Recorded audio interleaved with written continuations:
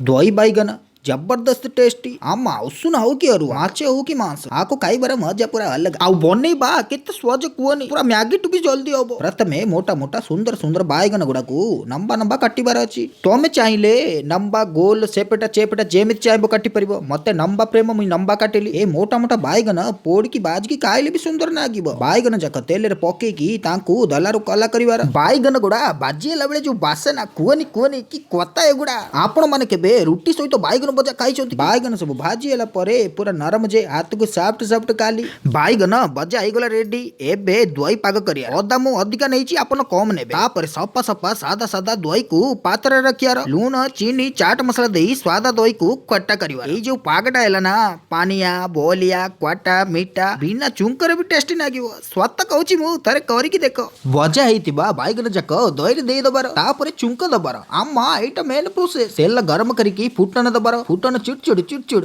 तापरे नाली लंका फोपाड़ीबार आउ अदा दबार भूसंग पत्र चारिबार नाही एटा मेन पदार्थटा बासनार मूल कारण। तापरे सुलुर सुलुर करी दही बैगन रे देई दबार मु किंदी तुमको कहबी ए बासना जाक को भाई सत कहूची थरे करिकी खाइकी देख तापरे तमे भी मो भलिया कथा कहबार। दही बैगन हेई गला रेडी एबे खाली हापुटी की खाइबार आउ चैनल टी को सब्सक्राइब करिबार इंदी मजा मजा वीडियो जाक देखिबार।